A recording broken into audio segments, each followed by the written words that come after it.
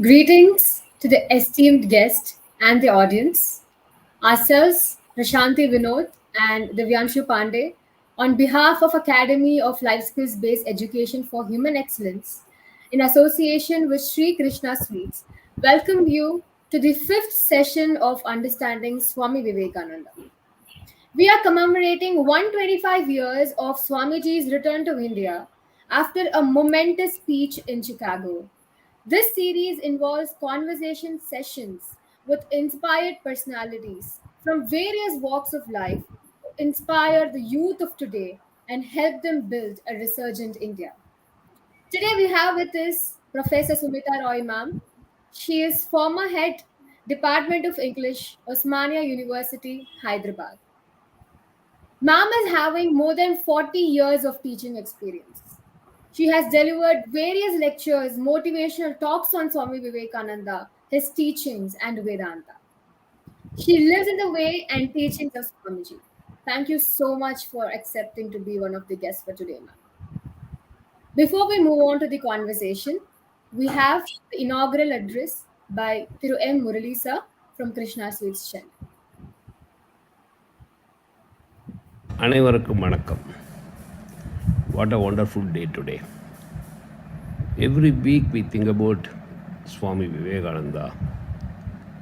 அந்த வாரம் பூராமே நமக்கு சந்தோஷமாக இருக்குது. ஸோ ரொம்ப பெருமையாக இருக்குது நீங்கள் இதை எடுத்துகிட்டு இவ்வளோ பிரமாதமாக பண்ணுறது. இந்த வாரம் ரெண்டு விஷயத்தை விவேகானந்த சுவாமியை பற்றி ரெண்டு விஷயத்தை எனக்கு மனசில் பட்டது பகிர்ந்துக்கு ஆசைப்பட்றேன். I want to share two things to you.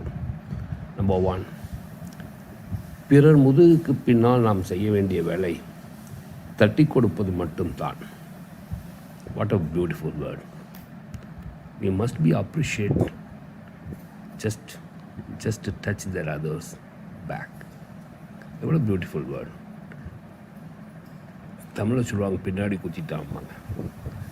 இவர் என்ன சொல்கிறார், பின்னாடி தட்டி கொடுங்கிறார். What a beautiful word. Again I want to read this. பிறர் முதுகுக்கு பின்னால் நாம் செய்ய வேண்டிய வேலை தட்டி கொடுப்பது மட்டும்தான். I want to appreciate all of you. You make the fantastic things. இன்னொன்று அவர் சொல்கிற விஷயம் எனக்கு ரொம்ப பியூட்டிஃபுல்லாக பிடிக்கும். பியோர் ஹார்ட், தூய்மை, பொறுமை, விடாமுயற்சி, இந்த மூணு நற்குணங்களுடன் அன்பும் சேர்ந்து விட்டால் உலகமே சொர்க்கமாகிவிடும். What a beautiful word this. The heaven make only you have a pure love, not only love, purity இருக்கணும், பேஷன்ஸ் இருக்கணும், ஹார்ட் ஒர்க் இருக்கணும். ஃபேண்டாஸ்டிக். எப்பவும் போல் இந்த இன்ஃப்ராஸ்ட்ரக்சர்ஸ் கேட்கறதுக்கு நம்ம குழந்தைங்க தயார். அது சொல்கிறதுக்கு மேடம் ரெடியாக இருக்காங்க. பிரமாதமாக இந்த ப்ரோக்ராம் போகும். நிறைய learnings is most important. Takeaway is most important. நிறைய லேர்ன் பண்ணுங்கள். நிறைய அந்த லேர்ன் பண்ணதை உங்கள் ஆப்ரேஷன்ஸ்க்கு கொண்டு வாங்க அப்படின்னு சொல்கிறேன். உங்களுடைய டே டு டே லைஃப்பில் அதை இம்ப்ளிகேட் பண்ணுங்கள். Thank you very much for this opportunity. Thank you. Bye. Thank you, sir. Thank you for encouraging us. So now let's move on to the conversation. Divyanshu, if you can begin with the first question. Yeah. Humble greetings, ma'am, and humble greetings to all the audience who are connected with us. Ma'am, the very first thing that I want to learn from you is about the youth, the skill development, and the prospects of employability in the contemporary times. Ma'am, I realize that India has the largest demographic dividend, which ultimately promises a very prospering future. But at the same time, the facts that I'm about to highlight are quite contradictory, and as they state that there's a large number of population which is unfortunately unemployed, and even in those who are employed, there is a large majority which falls under the category of disguised unemployment. One day, ma'am, this unemployed population will unfortunately become the liability for the country instead of asset. Ma'am, what are your comments on this? Where does the buck stops and how can we actually improve the situation? Because having such a large number of population, having such a promising workforce will not only boom the country in the economic sphere, but in all the spheres in entirety. Ma'am, what do you wish to tell our audience on this? Thank you. That's a very interesting question. I'm sure all your audience must be eager to know exactly what is their role in this. If you remember Swami Vivekananda saying that my faith is in the younger generation, absolutely, all our faith is in the younger generation. I remember when I finished my schooling, I was, in ISC, you get 6 months off because exam is in November and the college begins only by June. So, in those 6 months, I wondered what to do. Then my grandfather told me, I was only 16 years old. He said, read the complete works of Swami Vivekananda. Now, you see, education gets added on. So, from when I was young, many years back, many decades back, to when you are young, we have a very powerful youth force. As you mentioned, the demographic dividend. But is it really a dividend? That is a question. Now, statistics is telling us that we have a large population of millions and millions of young people. But what about the orientation they have? This is a question. When you asked, what are we going to do with this and whether they will turn into a liability or not, we don't have to wait for the future. Please understand, they are a liability today if they are not getting the proper orientation. So, when we want to make India a leader, as Swami Vivekananda predicted, that India will lead the world. And the strength which he identified is the spiritual strength. He said, India will be a spiritual leader. Now, what is spirituality? We all think that spirituality is ritual. Look at the word spiritual. If you remove spi, it becomes ritual. So we all think ritual is good enough.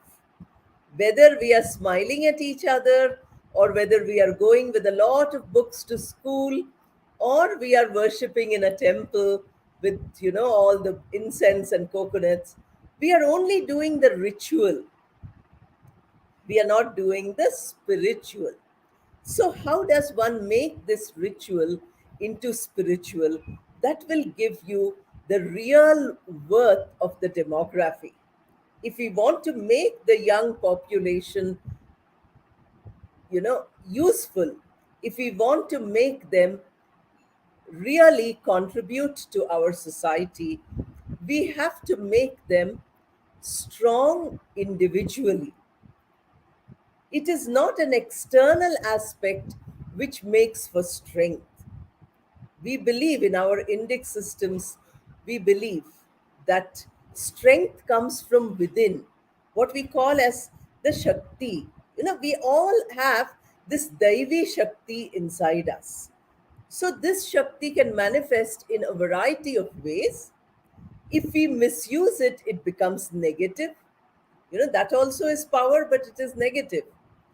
So, if the youth take charge of themselves from childhood, the youth is given this idea, even when the child is only a few years old, the child is given this idea that we must have a focus on what is it we want. Most of us, when we are young, do not have proper focus. That is where the problem lies. So either we go into activism, we say, oh, I believe in activism. But is it activism which is positive? Like the young Vivekananda, he was a great activist. but he was positively activist. He was trying to change society, but change it constructively, not negative activism. You saw recently what activism of young girls did to the situation. So we have a lot of power is there in the youth, but misdirected. So I would recommend that the first thing we all learn, and just because I'm older, don't think I'm not learning. I'm also learning constantly. Interacting with all of you is a learning experience for me also. So we all learn together that unless we take hold of our own abilities and make them proliferate, we make our abilities become more and more, better and better. Whatever is the God given talent we have. Every person has some strength, every person has some talent. So make the best use of your own talent. But do we really know what is our talent? How much self knowledge does a youngster have today? We feel that a 2-year-old child has no mind of its own. But please don't believe that. The 2-year-old child has the distinction between right and wrong. If the child is making mischief, the child looks at you by saying, "Oh, see, I'm doing something wrong now." So we cannot say that the child is not conscious of it. But we don't give training. What kind of training we give? We call it as education, within quotes, but that is only superficial. We are not telling the individual dimension of the person. So, unless we give an individual dimension to the child by saying that perfection is within you, divinity is within you, search for it and bring it out, that will benefit you. The youth have a lot of energy, but they don't know what to do with it. Therefore, we have social media, all the time smartphone. It is becoming like an addiction. They say that your mental capabilities are becoming less because of your involvement in this, the digital format all the time. You have to be diverse. So, what you are getting in your upbringing, in your conditioning, that has to be supplemented. As you rightly said, that we require a skills training, but we always depend on others to tell us what skills are, how to cultivate them, etc. We don't need that. I would like every youngster to become observant. When you watch a movie, you are seeing all the skills, either negative or positive skills, which are depicted by the hero or the villain, etc. So we learn these skills automatically by choice. You want to become like the hero with positive values, or you want to become like the villain. You read Ramayana, different people take different things from it. You take values from Rama, education. You're reading a story, it's a very interesting story. You might take values from Sita because Swami Vivekananda says that Sita is a model for Indian women. This is the beautiful uh, description he gives. Sister Nivedita, taking this idea, uses it in a story. She asks the children in her school, all Indian girls, young girls, who is the Queen of India? They all say Queen Victoria, because at that time India was colonized. Sister Nivedita, who comes from that country, that is, she was a teacher in London, she says, "Sorry, she is not your queen. Sita, Mother Sita is your queen." So, are we getting this kind of a support system? Are we getting it ourselves? Are we getting it through our family, through our culture, etc.? I heard many youngsters these days say that, look at a person who follows another religion. They can tell you in concrete terms what is the meaning and process or philosophy of their religion. If you ask any Hindu child, They don't have any discipline because they never pray, they never do anything. And if you ask them what is Hinduism, they are totally lost. They have nothing to say. So, religion is not something negative. It is not something like a weapon of destruction. It is a value, it is a moral. We understand all this. If you look at the war of Kurukshetra, it says, Dharma Kshetre Kurukshetre. You know, Dharma Kshetra, this is the field of righteousness. This is the field of doing what is right. So the choice of the skills are all available around us. You take serious texts, you take simple texts, you take your own books, if you take political science or any book, all the skills are available in that. What you have to do is use your critical thinking. We don't use that. When Shankara, a young boy, when he was a young boy, Shankaracharya was asked, "Who are you?" Then he says that I'm not the father or mother. I'm not this mind. He says, Chidananda Rupa Shivoham Shivoham. See the originality, see the critical ability. So we have to be like that. So my answer to this demographic dividend is one word: youth become aware of yourselves. Youth make choice. And this choice should be oriented in a positive and inclusivist manner. Okay? Please tell Mom, me.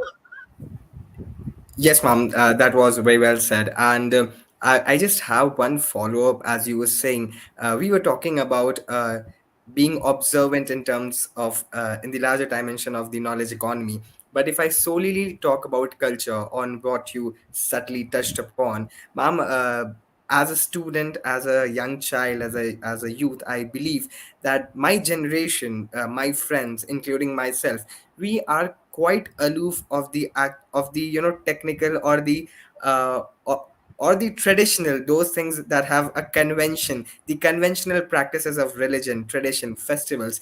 We are quite aloof of that, and we don't really know how to actually go about it. Like if there is a Dashera puja or a Diwali puja, even which prayer to read, is it about Saraswati, Lakshmi, Ganesha? We don't really know about it.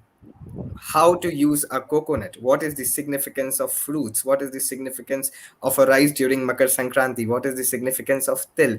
Ma'am, what I want to learn from you is, do you really feel that my present generation, our present generation, is somewhere quite getting detached from the cultural aspect and the conventions and the traditions? What worries me is that one day it will turn out to be, like what America has today: no culture of their own, the melting pot theory that we all learn. We won't be actually knowing our past, and once we lose the track of it, the further generation will further start losing it, and one day it will again be an excavation of the history. So, what do you have to say on that, ma'am? Okay, that is many, many questions. If I answer that, the whole hour will go away. I can tell you one thing that, you know, culture is constantly forming. So you and I, we are living through our experience, we are also forming the culture. But if we look at the ancient past, if we look at what we have missed out, give that book, big book. I will show you this book, which has come to me for review, which I think all of you can read. It is called Indian Culture. It is brought out by the Vivekananda Kendra and written by Nivedita Didi. It is a huge book, you can see, you know, and it is a book for the youth, because when youth want to dedicate themselves to study, so we can get a lot of ideas. What we have in, I can give you a simple example of the problem we have.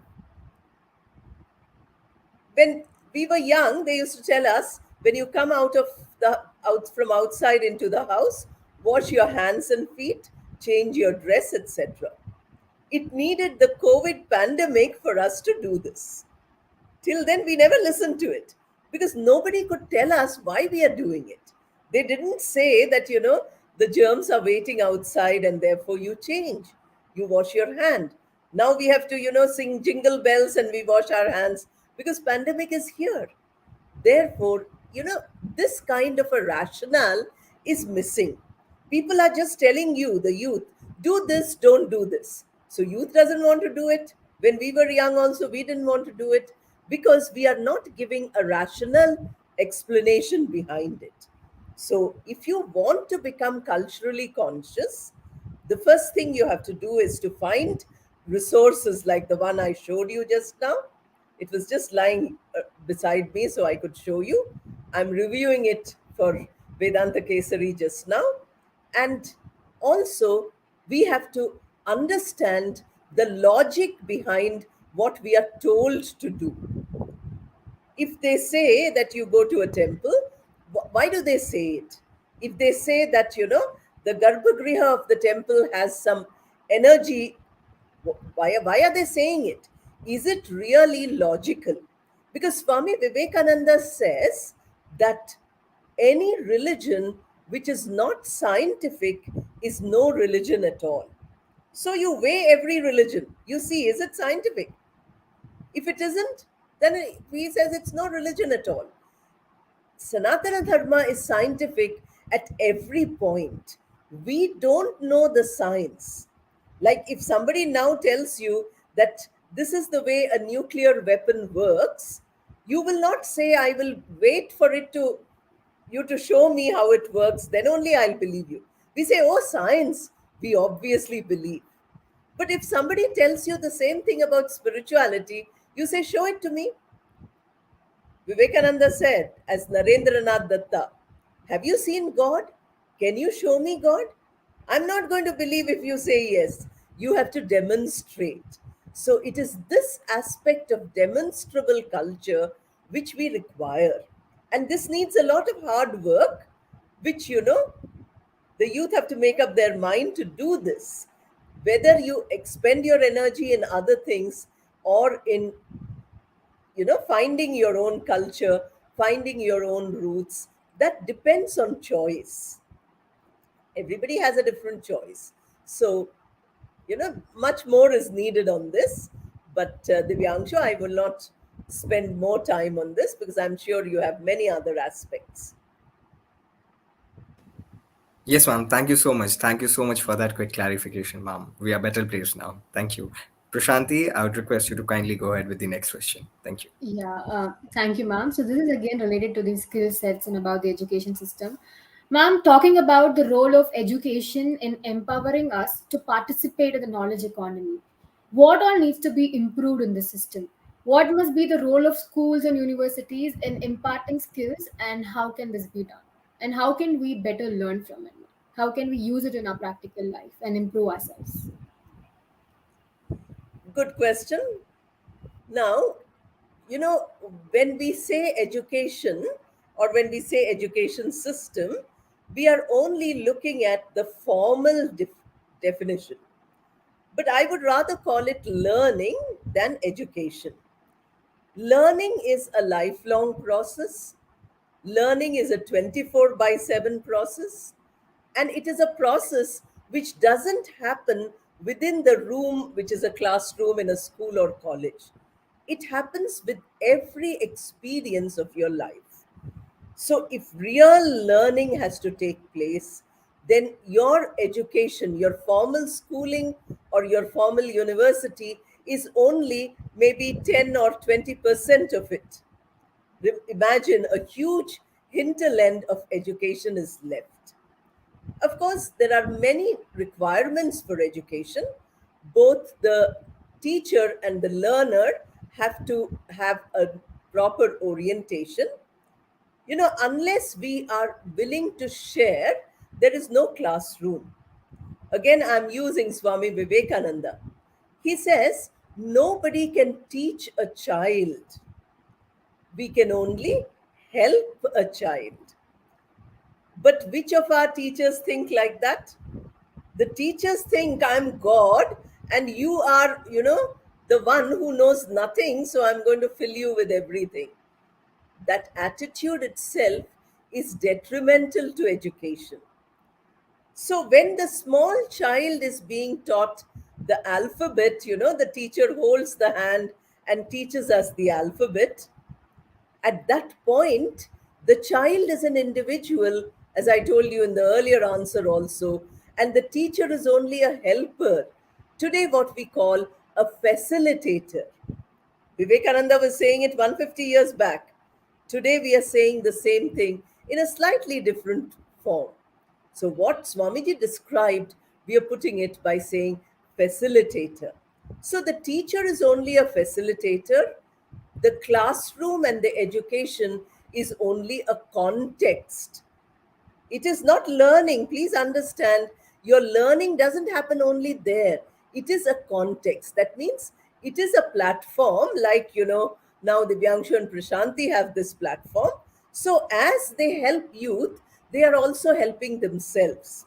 And I already told you, you asked me to speak, so you are helping me also by, making me speak. I'm activating all these ideas in my mind. So when we are looking at education, we have to see, Prashanti, one point which was asked is how to bring in change. Now, change comes, when you have NEP 2020. So that is a change which is brought about by the policy maker. The policy maker brings the change. The policy maker can't be your teacher. So that has to be interpreted in your classroom by your teachers, by the administration of your university. That is how it percolates. Each individual teacher and each individual student has a role to fulfill in, drawing the map of what is this national education policy. So can you imagine how much responsibility the student has? The student is not a passive learner. The student is an active participant. Now, that is not happening in our education system. The student hires a chair and sits in a room. They don't like to move from that chair. They are very happy in that chair. And you tell them anything, they are willing to believe. There's a beautiful play of Shakespeare, The Taming of the Shrew. Somebody points out and says, see, there is the moon. Actually, sun is shining. So the other person says, yes, yes, beautiful moon. That is exactly the situation of our students. Whatever the teacher says, the student is accepting passively without being active learners. The teacher is saying something, the student needs to analyze, the student needs to expand, the student needs to integrate, and the student needs also to supplement. So you can see so many points are there for the student to do. Not listen only. Unless you imbibe, unless you practice, unless you add your own ideas to it, you have not done any education at all. So the fault of our education is that we are making a lot of passive learners. We are not making active learners. When our students go abroad, they say, oh, your students are excellent in theory. Indian students, brilliant in theory.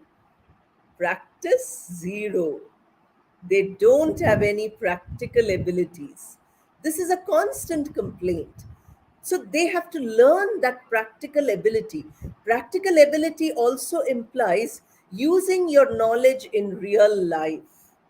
A person who studies political science is that person using that political knowledge for the enhancement of the political consciousness of people around him or her. They are not. They are just passing a degree.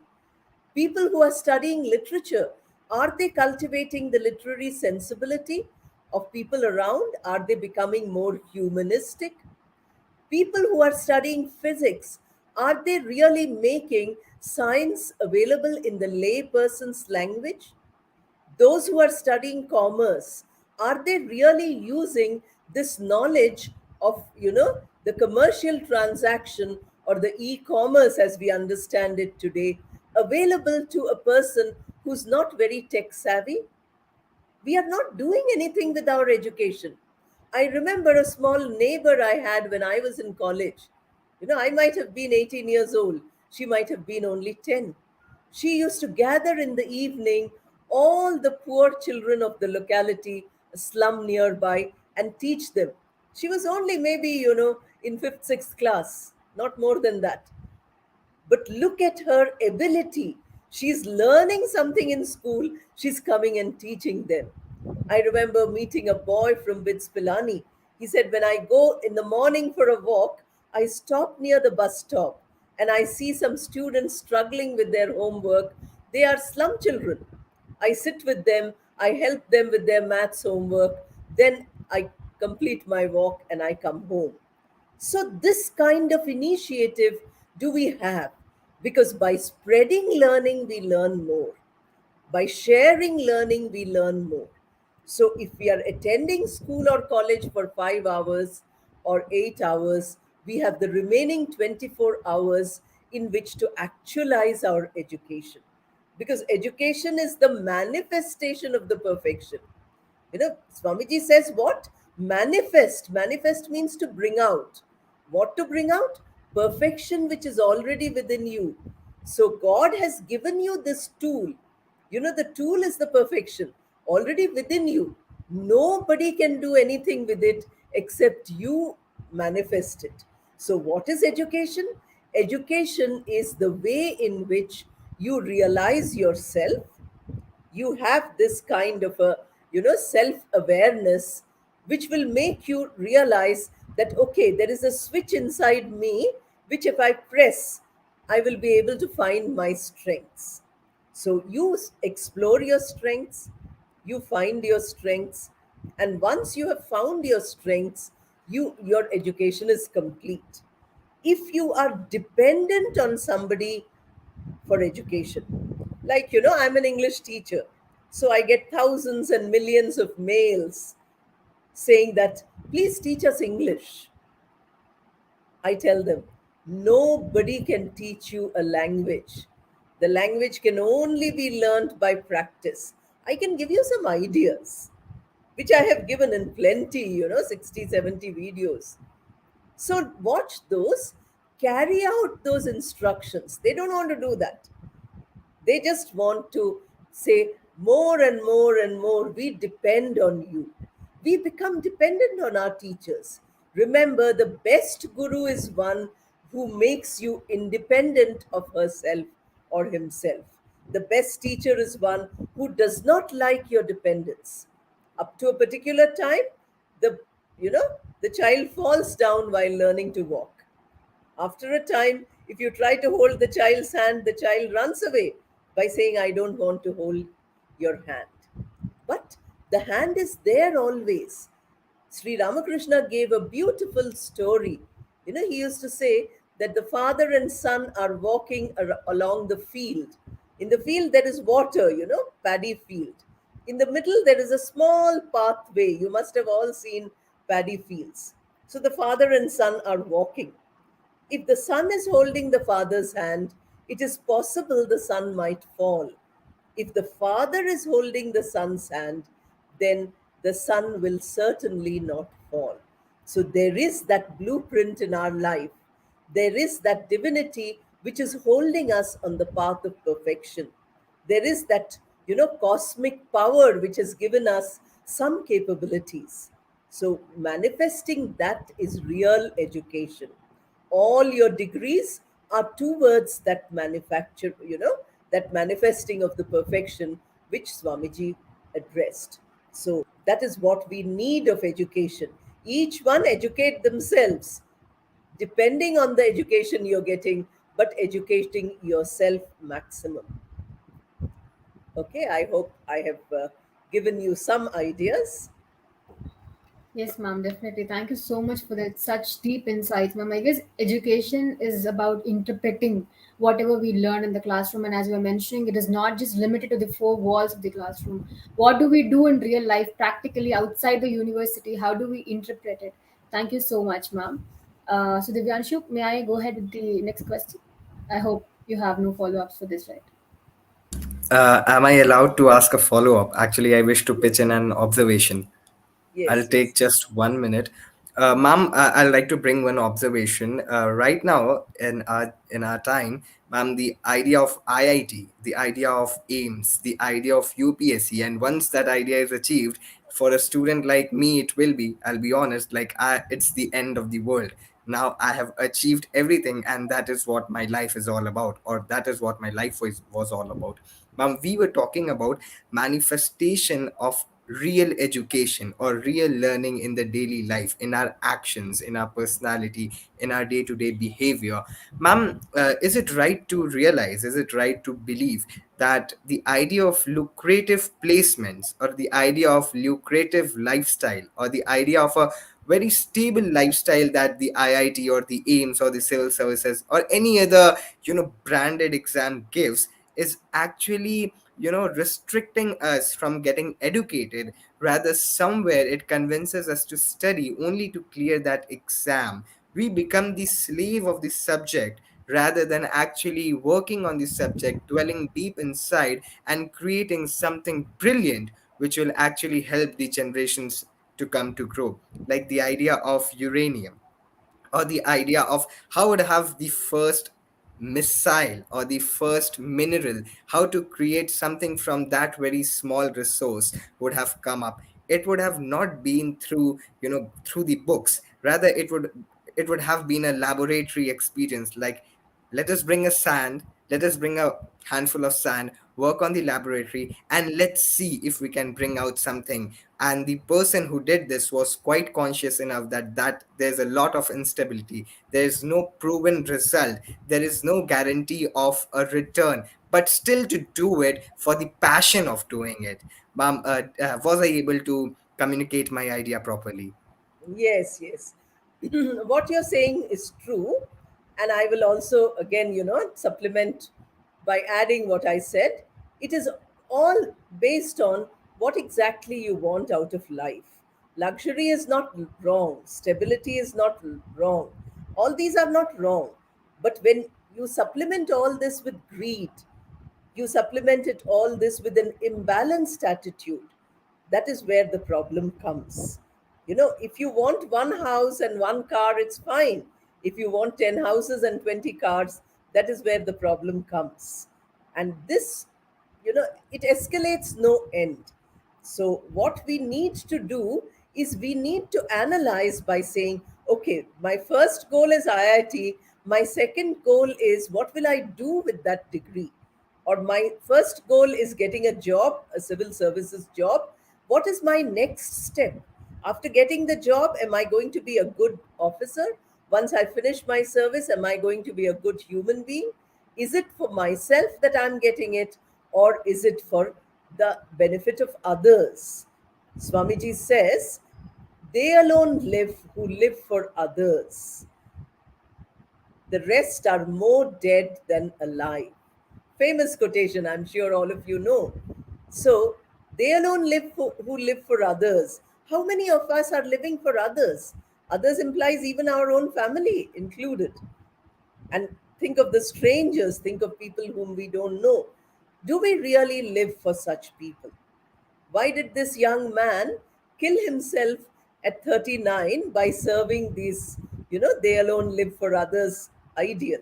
He could have lived to be 100. He need not have sacrificed his life like that. But that was his goal. His goal was to help. So, serving yourself is not wrong, please. Looking after yourself and your needs are not wrong, but doing it exclusively, that is where the problem comes. You do it exclusively and you don't consider anything else or anyone else. That is where the mistake comes. Okay, Prashanti Thank wanted you. to say something. Yes, ma'am. Like, thank you so much for the insights, ma'am. We got it. I guess we are now interpreting ourselves, and we'll make it up, ma'am. Thank you so much. Ma'am, the next question is something, a fact which always worries me personally, the brain drain. Ma'am, what's that attracting us to fly to another country, settle there, by leaving India? So So I, for instance, my close friend, she's completing her third year today, and she will be traveling to another country very shortly. She is very excited. She is like, "Arey, I don't want to come back here. I want to settle there." So what is it attracting us to move to another country, ma'am? And should we bring that youth here? Because it's youngsters who are going abroad, settling there, leaving our own country. So are we supposed to realize something? Are we missing on something? It's always a doubt that I have. Okay, let me say one thing. Maybe one or two points I will say in this are fairly negative, politically incorrect, but I will say it all the same because you have asked this question. One is that the kind of respect you get when you have a foreign degree or a foreign visit attached to your name. If you say that you have gone abroad, they will give you respect irrespective of the quality. They are not worried about what is your quality. They are only worried that, okay, you have a PhD from such and such a university. It might not be a well known university, but it is not within India, it is somewhere outside. You say, oh, wow, you have a degree from such and such a country. That's great. So we need to change our mindset. As long as we continue to respect only the foreign universities as top, and performances in Indian universities as not good, the same thing happens, like you mentioned IIT and so on. Now, what happens to a brilliant student from an ordinary private engineering college? Brilliant student, not an IITian, a common ordinary student, but brilliant in the subject, goes ahead and does great things. So, what do? We give respect to the IIT, we don't give respect to this person. The reason is because we have a preconceived mindset. We have prejudices which are already in the mind. So, first, we have to deal with this by saying, are we going to judge a person by externals like the university or the college or the degree or the geographic location? Or are we going to judge the person by what they are capable of? That is first thing. The second point of this is that, you know, I will tell you an example. Admissions were going on in the university. One elderly person, maybe he was about 70 or 80 years old, he started crying suddenly. I was shocked. I said, what happened? He says, look at my grandson who's got 90 marks and is not able to get a seat because he belongs to the open category where people who have 50 marks have got a seat. So you have a reason for people wanting to go where they will get a seat. Also, when we saw in Ukraine, money is a constraint. Private universities, especially medical universities, charge a lot of money which might not is not being charged elsewhere. So people are going abroad. What kind of degrees they are getting, whether they are going to practice there or come back to India with their half baked knowledge and practice here, or those degrees are better than our country's degrees, I cannot comment because I have no idea about it. But you can see how these are the reasons. Sometimes it is the desire to get a foreign degree at the exclusion of all else. It's, I have to go abroad. That is one mindset. The other mindset is, I have tried everything here, I could not get, therefore I have to go where I can get. That is another mindset. The third mindset is that I don't fit into this society. This society gives no place to me. Therefore, I need to opt out. Suppose you have great ambition, like, our economists won Nobel Prizes, not by staying in India, but by going abroad. So, by staying in India, they feel they might never get the Nobel Prize. If they go abroad, they feel they might get it. So there are a variety of reasons. Brain drain is such a thing that you cannot really specify that what is the reason for it. But depending on our attitude. Suppose you have got something out of this country and you feel it needs to be repaid, then you need to think whether your going away is the right thing or not. This you have to understand very clearly. Unless you're able to understand this, you will never feel a sense of loyalty. We are all post independence generation. Pre independence generations had great loyalty because they wanted to send the colonizer away. So the youngsters were all extremely loyal. A small group only was disloyal. Today, things have changed. We live in a free country. Therefore, we are not able to garner that emotion for the country. So, if we can get emotion for the country, that like the picture of Bharat Mata, which was drawn by Abanindranath Tagore, which you will find as uh, in the picture of this book, you can see. So, that kind of a feeling is not there anymore. So, brain drain is considered to be by these people a very practical solution. I'm not fitting into this. So, for me, it's a very practical solution. What loyalty do I owe to this country? Once that changes, once that sensibility changes, once we realize that there is wonderful things to do, I can give you my own example. When as a young scholar, when I was doing PhD, there are chances to go to US, Fulbright. I said there is so much to do in India. Let me finish doing those, then I will go abroad.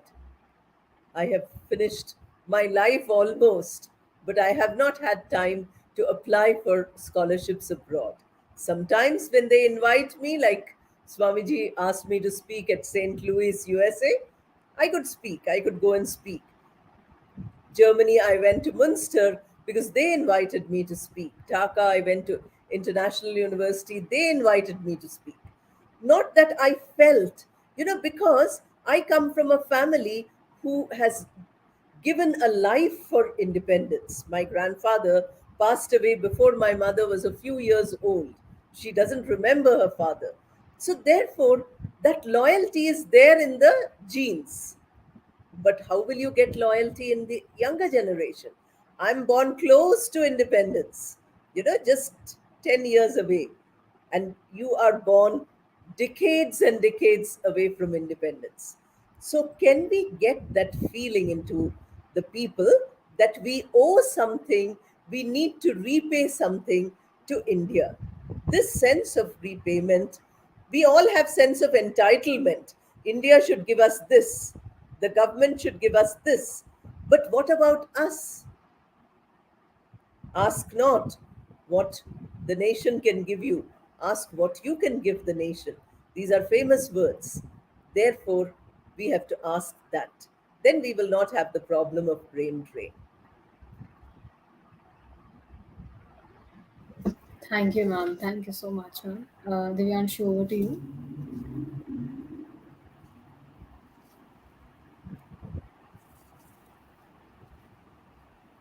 Yeah.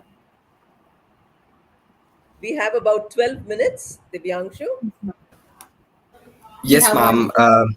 and conclusion. So, Divyanshu, you can go ahead with the final question followed by conclusion. Yes, ma'am. Ma'am, that was very well said. I would just like to add one thing uh, to your answer, if you allow, about the brain drain. Ma'am, I also see it very strategically because I always realize that still we are an agrarian economy in the sense that two-thirds of the working force is in the agrarian sector, which is not as developed as that of the United States or as that of the Europe. We are still, we are still used to the physical practices, using our hands to plow the land, not the machines altogether. Ma'am, once like the top tech giants are being headed by the Indians. 30% of NASA is Indian. 30% of the whole Silicon Valley, San Francisco is Indian, ma'am. So once they return to India, I somewhere realized that any one person would be my role model, and it would And there are students like me who would be highly inspired, who would have a great thing to learn because agreed that they have better opportunities. I remember reading a text, ma'am, in English where about the Indian culture. I and Prashant, we both have read that text. The person goes to Chicago University to read about Indian culture, Manu Smriti, the practices that happens during someone's death, and etc. etc. And I find that ironic that where does actually the buck stop? That living in this soil for so many years, I don't really know, and I have to go to a foreign university and take a distant eye to see what actually happens when someone is born, when someone is getting married, or when someone leaves for the heavenly abode. So when they return, it is not only the return of asset that will take the country to new heights. Ma'am, I'm talking completely strategically. I don't bring emotions into this. Like seeing from a very strategic point of view, it would be something really very beneficial for the youth because they will have somebody to look upon, to learn from, and at the same time make mistakes and grow on their own path. So it would be a collective effort in the nation building, I believe. Ma'am, my last question to you is that what is actually the occupation? Is it who I am? Is it my status? Or is it just my job? Because I read many stories and we see many Hollywood, Bollywood movies that tell us that, okay, if you want to be someone, you need to be an engineer. If you want to have respect in the society, you need to be a doctor, a teacher, a scientist, a banker, a civil servant, a police officer. But what about those without their participation? The society has a big void, like photographers, like those who work in restaurants, like those who wish to build up entrepreneurial industries, like those who wish to take up something which is not conventional and does not gives a very stable life, like that of filmmakers. So what actually is my job? Is my job my identity? Like if I am a doctor tomorrow, so is Divyanshu Pandey or Prashanti Vinod or you are respected in the society because I am a doctor and I help and nurse people, or is it because of someone who I am, like what I am actually as a person? Ma'am, the idea of making our passion, the idea of a boy who wishes to take a camera and go to picture and to go to click pictures and turning that into profession. We all learn that the best thing that you can do in your life is you can work for something which you really like. So if I like a camera and I want to be a photographer, is India still prepared for such a revolution and a quirky step, if I should say at all? When I was young, it wasn't, because I wanted to become an artist. My parents were shocked. So I became a teacher. You can imagine that things have opened up hugely. Today, we have so many enterprises. We have the possibility of Atmanirbhar Bharat, where your self image is more important than what others think of you. This is what is problem. Your parents, your elders will say, if you do this, what will others say? But in case they don't worry about what others say, you don't worry about what you say, then you can bring out the best in yourself and you can contribute to society without getting, you know, worried about what others think. It is all a change in our conditioning, it is all a change in our attitude, because we are powerfully conditioned to think that doing political science is infradig, doing engineering is higher, or doing literature is very bad, doing economics is better, things like that. So this conditioning is a very crippling prison. We have to come out of that prison first. Unless we can come out of that prison, we cannot achieve anything which is an enterprise. So even if you are doing, I find so many people, like you spoke about unemployment, but what is the problem in India is underemployment. Unemployment is one side, but underemployment. You find a person who has done PhD in chemistry, my own student driving an auto rickshaw. So he said, madam, you taught me in school. I said, oh, that's wonderful. What are you doing? He says, my family is so poor that I cannot wait for a job. therefore I'm driving this auto rickshaw. Is it wrong? Does that young boy feel insulted? No, he says, I'm doing a wonderful job. I make friends with all my passengers, and they give me such beautiful stories about their life. It's a real chemical combination. He's a PhD in chemistry. Yeah. So he does not wait for a job which is never coming. He does not have the wherewithal to start a company because he needs food for his family. And therefore, he does what he can. That is self image. We have to be very good about polishing our own self image. Am I happy doing what I'm doing? If I'm a civil servant, am I happy doing that? If I'm a police officer, I have my own friends as IPS who say that we made a mistake in joining. I meet others who say that policing is the best job. So it depends on the person's temperament. If you're suitable for that, choose it. If you're unsuitable, take up what is good for you. Like you said, art, like you said, filmmaking, or like you said, sculpture, or you have pottery, or food industry. Many people who are totally uneducated, they are now dealing in food industry. YouTube influencers is a big job now. There are so many YouTube influencers. What do you require? You require that you're a good speaker, you have wonderful things to tell them. You start a YouTube channel and go ahead. It seems they pay you also. I don't know because all my recordings are somebody else's. I have never, done anything commercially. But you can see how possibilities are endless. If you can do these things, if you can explore and see where your talent lies, and the society might laugh at you. Please remember, society will not call you Sundar Pichai. Society will call you, oh, failure. But failure and success are inside you, your self image. If you feel you are successful, then it is not a failure. So the sky is the limit for the youth. Try out having complete faith in yourself. As Swamiji says, first faith in yourself, then only faith in God. That is the true, message for all the youngsters. Okay? Thank you. I think we are running out of time. Thank you If so much, ma'am. Such deep insights. We are noting it down. I guess we need to again process it and make sure that we implement it and as well share it with our friends. Divyanshu, you can conclude the session. Yes, ma'am.